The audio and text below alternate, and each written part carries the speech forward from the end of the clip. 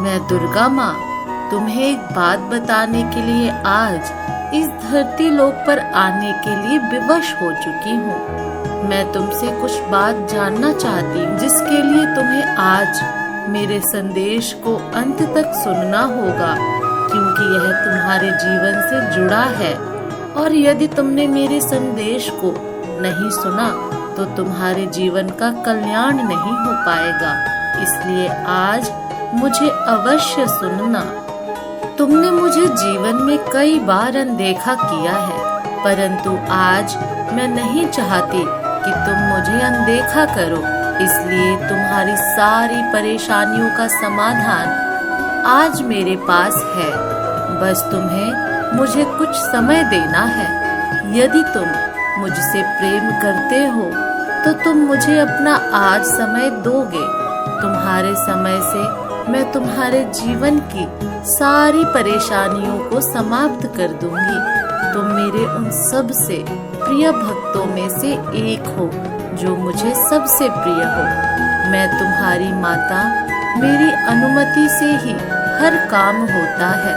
मैं संसार के प्रत्येक कण में हूँ। मैं तुम्हारे भीतर भी हूँ और बाहर भी हूँ। मैं इस जगत में हर स्थान पर हूँ जहाँ पर इंसान नहीं पहुँच सकता, परंतु तुम्हारी भक्ति ने मुझे इतना प्रभावित किया है कि मैं स्वयं तुम्हारे पास आ गई हूँ। मेरे बच्चों, तुम्हारी भक्ति से मैं बहुत प्रसन्न हुई हूँ और अब मैं तुम्हें सारी खुशियाँ देना चाहती हूँ, परंतु तुम्हें छोटी सी परीक्षा में सफल होना है।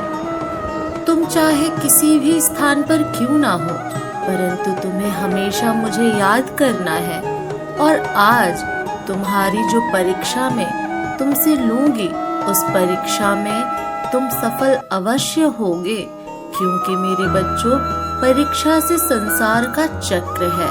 जो इंसान परीक्षा में सफल होते हैं वह हमेशा आगे बढ़ते हैं। कुछ परीक्षा संसार तुमसे लेती है और कुछ परीक्षा मैं स्वयं लेने आती हूँ।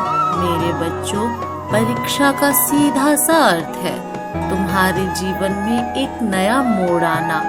यदि परीक्षा तुमसे ना ली जाए तो तुम कभी आगे नहीं बढ़ सकते।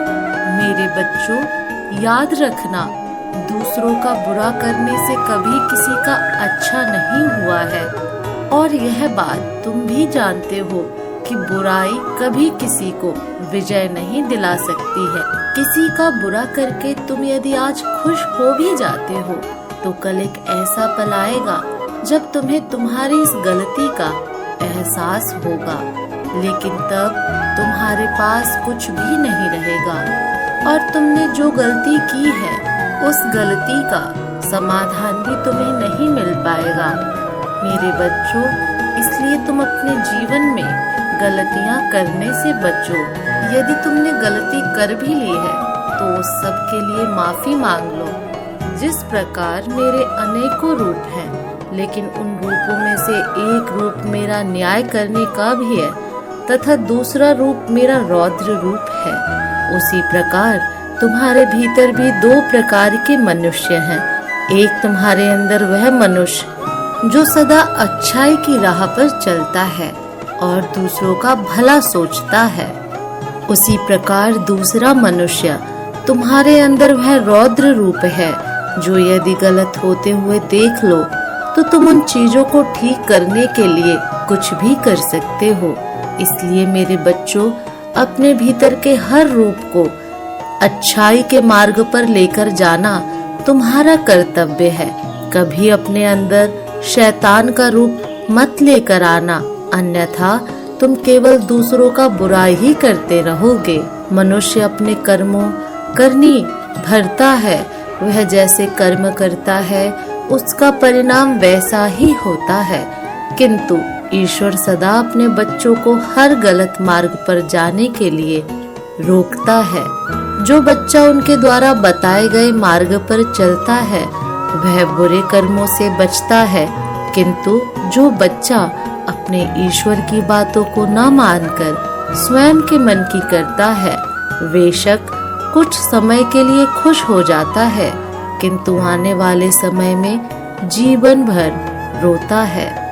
हर इंसान का मन होता है कि वह अपने जीवन में सब कुछ हासिल करे, अपने जीवन में अपने प्रेम को पाए, अपने माता पिता के सारे दुखों को दूर करे, किंतु उनको करने के लिए मैं कभी भी कठिन परिश्रम नहीं करता। केवल एक बार प्रयास करने के बाद यदि उसे लगता है कि सफल हो जाएगा और फिर वह ऐसा सफल नहीं हो पाता तो प्रयास करना छोड़ देता है।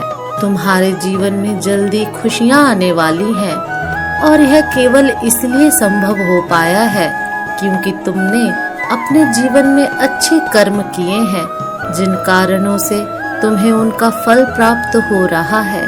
किंतु मैं तुम्हें अब आगे के लिए जो बातें बताऊंगी उसे अपने जीवन में हमेशा याद रखना। जाने अनजाने में कभी तुम किसी का दिल मत दुखाना। यदि तुम्हें किसी का सहारा बनकर किसी को पकड़कर चलने की आदत है तो आज मैं तुम्हें बताना चाहती हूँ कि तुम इस बात को बहुत अच्छे से समझ लो कि संसार में जब तुम बेसहारा होगे तो कोई भी तुम्हारा साथ देने वाला नहीं होगा। इसलिए मेरे बच्चों, जीवन में हमेशा अकेले चलने की आदत डालो। किसी से सहारा मांगने की कोशिश मत करो।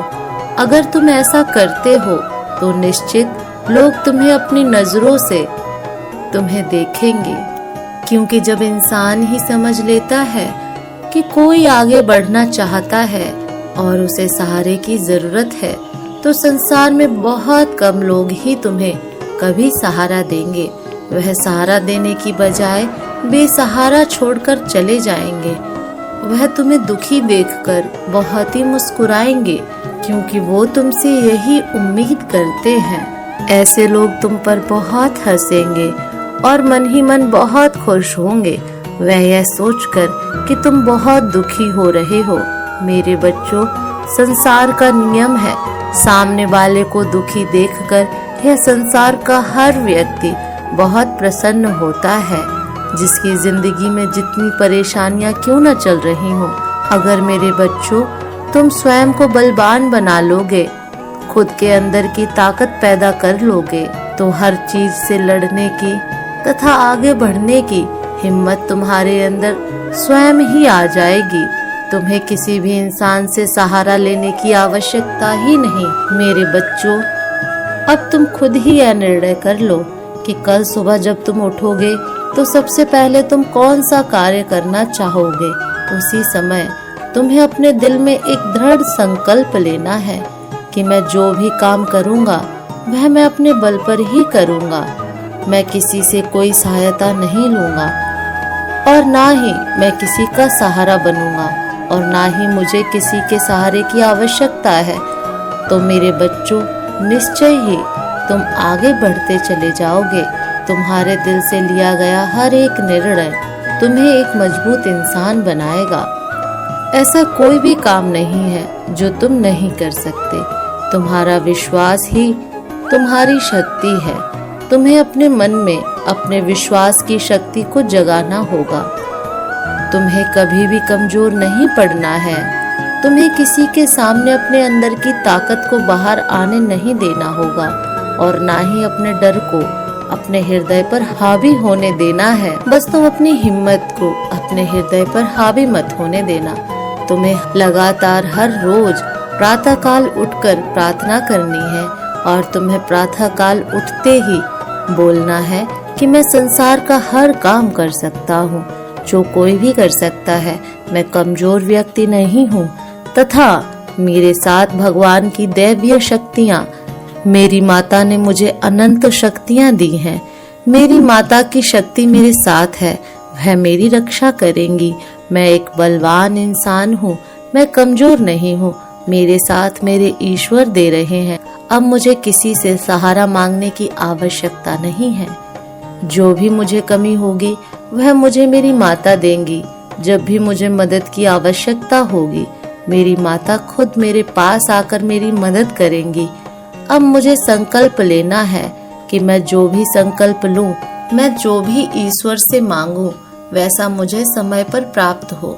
मैं अगर हाथ फैलाऊं तो केवल अपनी माता के सामने, किसी और के सामने नहीं।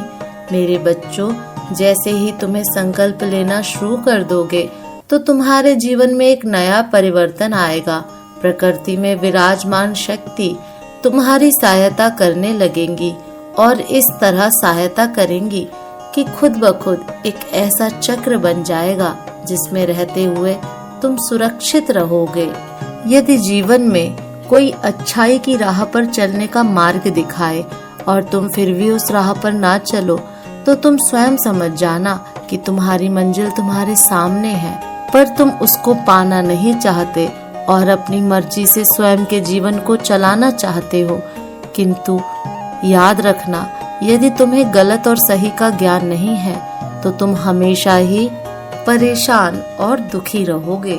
तुमने हमेशा मेरी भक्ति करके मुझे खुश किया है और अब मैं तुम्हें जीवन के सारे सुख दूंगी, जिन्हें पाने के बाद तुम्हारे जीवन में केवल खुशियां ही खुशियां होंगी।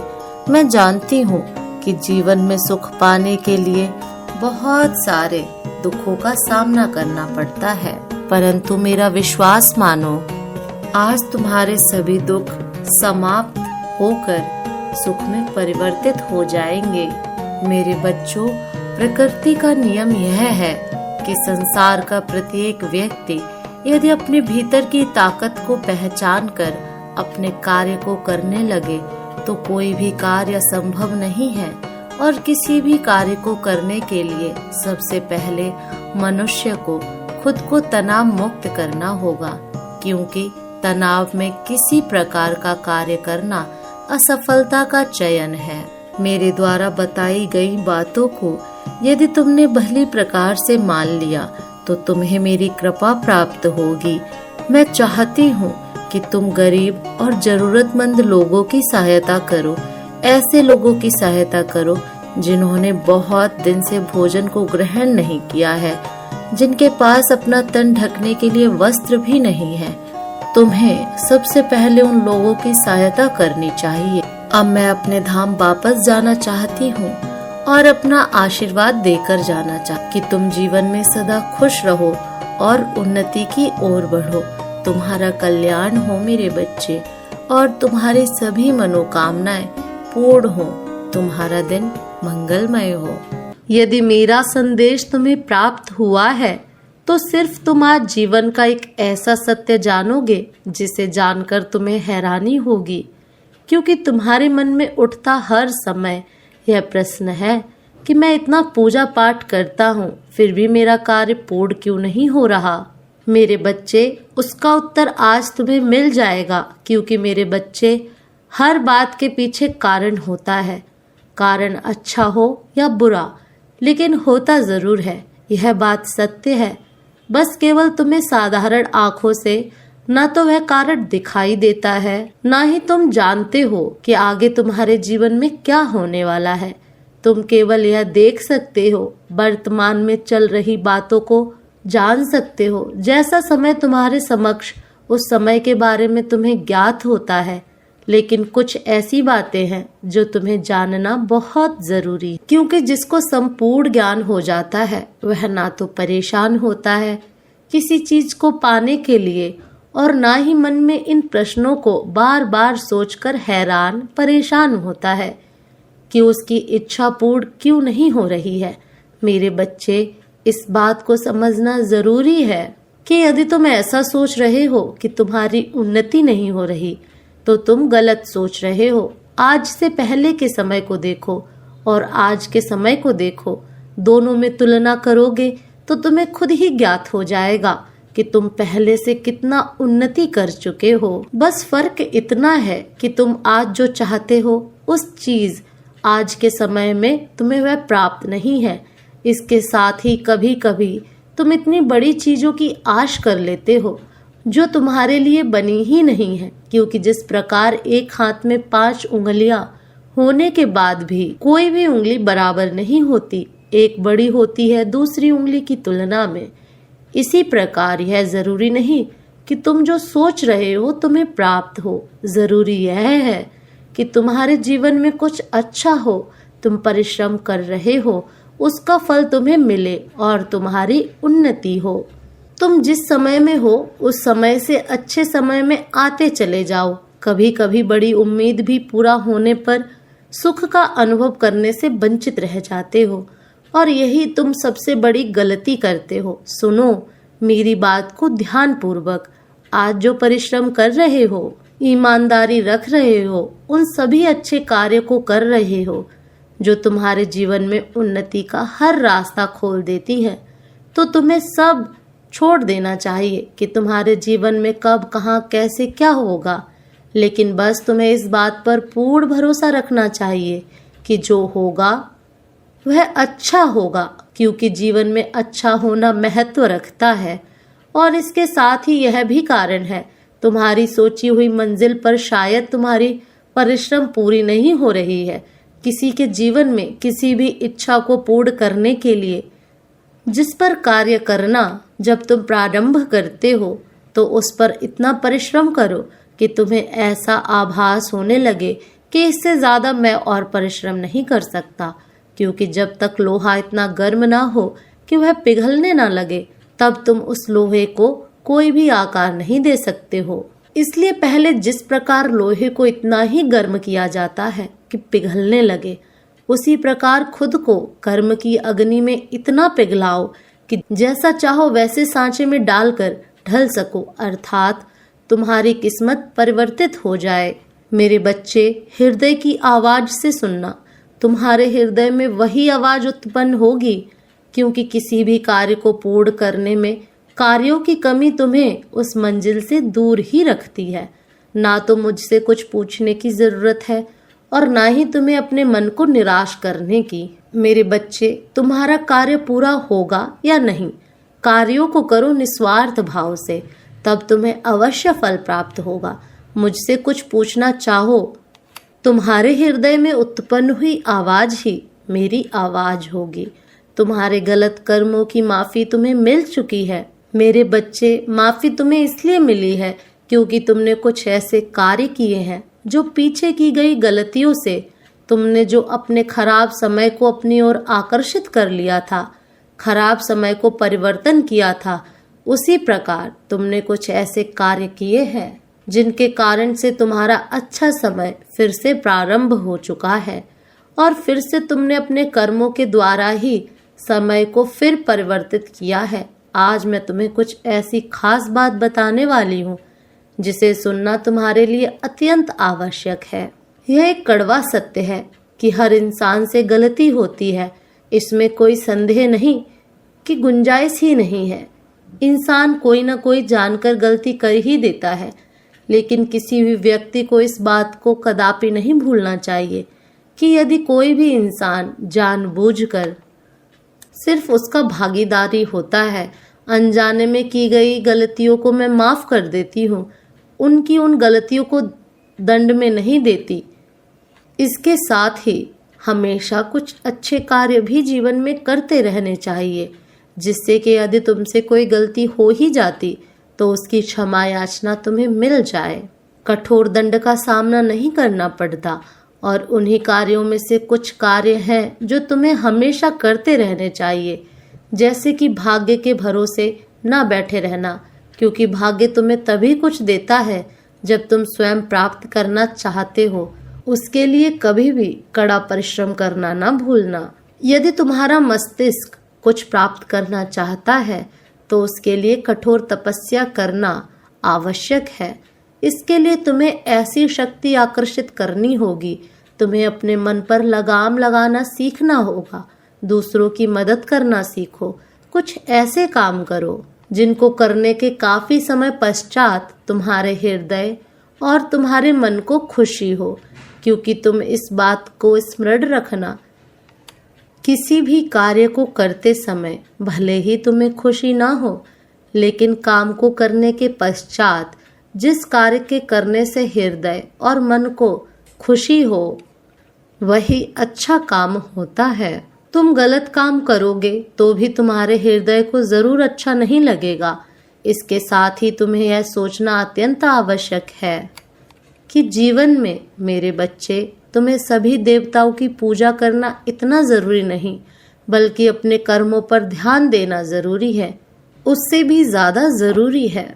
जब समस्या उत्पन्न होती है, जब तुम उसे उत्पन्न होने के लिए उसे अपनी ओर आकर्षित करते हो, अर्थात कुछ ऐसे कर्म करते हो प्राकृतिक के खिलाफ है, और प्राकृतिक ही तुम्हारी और समस्याओं को आकर्षित करती है।